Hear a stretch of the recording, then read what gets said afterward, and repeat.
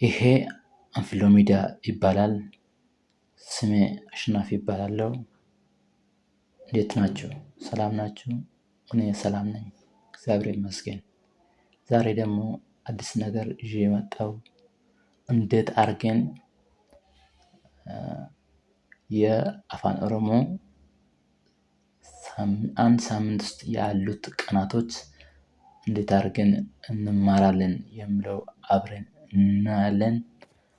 ስለዚህ ከሰኞ እንጀምር። ሰኞ ማለት በአፋን ኦሮሞ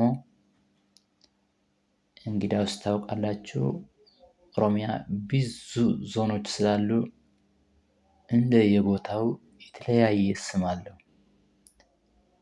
ለምሳሌ ይሄ ዊጠታ የምለው እንደ ጀነራል ነው። አጠቃላይ የምታወቀው ስም ነው ማለት ነው። ዊጠታ እንደ ጀነራል ሲሆን ሌላ ደፊኖ ይባላል። አሁን በወለጋ ብዙ ቦታ አካባቢ ደፊኖ ይባላል። አንዳንድ ቦታ ደግሞ ወጅዱሬም ይባላል። ስለዚህ ሶስቱንም ብትጠቀሙ ሰው ይረዳል ማለት ነው። ሶስቱንም መጠቀም ትችላላችሁ።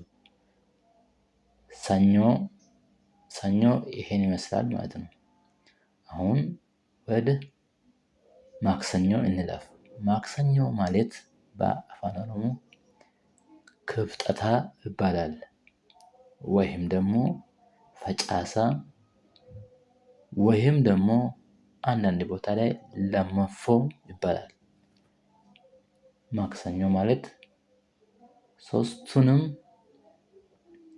እንደየቦታው ሰዎች ይጠቀማሉ ማለት ነው። እናንተም ሶስቱንም መጠቀም ትችላላችሁ።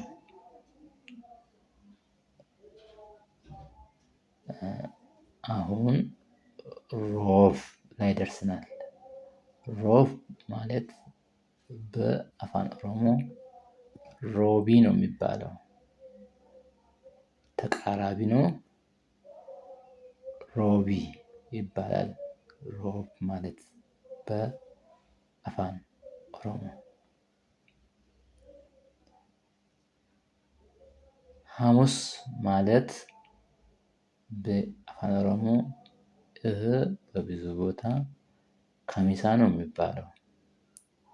ብዙ ቦታ ላይ ማለት ነው ከሚሳ ይባላል።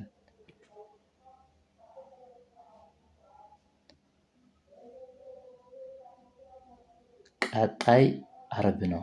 አርብ ማለት በአፋን ኦሮሞ ጅማታ ይባላል። አርብ ማለት በአፋን ኦሮሞ ጅማታ ይባላል። ቅዳሜ ማለት እሱም እንደየቦታው ይለያያል። ሰንበተ ጥቃም ይባላል፣ ሰንበተ ዱራ ይባላል።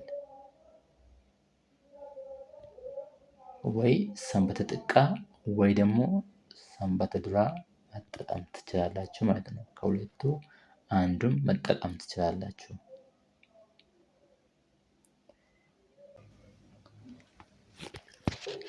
አሁን የመጨረሻ እሁድ ላይ ደርሰናል። እሁድ ማለት በአፋን ኦሮሞ ሰንበተ ጉዳ ወይ ድልበተ ይባላል። እሁድ ማለት ሰንበተ ጉዳ ወይም ድልበተ ይባላል። ይሄ የመጨረሻው የእረፍት ቀን ነው። እንግዲያውስ እንደዚህ እያልን አንድ ሳምንት ውስጥ ያለው የሰባቱን የቀናት ስም በአፋን ኦሮሞ ተምረናል። ብዙ እንደተማራችሁ ተስፋ አደርጋለሁ። የዩቲዩብ ቻናሌ አዲስ ስለሆነ ሰብስክራይብ፣ ኮሜንት፣ ላይክ፣ ሼር በማድረግ አበረታቱኝ እላለሁ። በሰላም ቆዩ።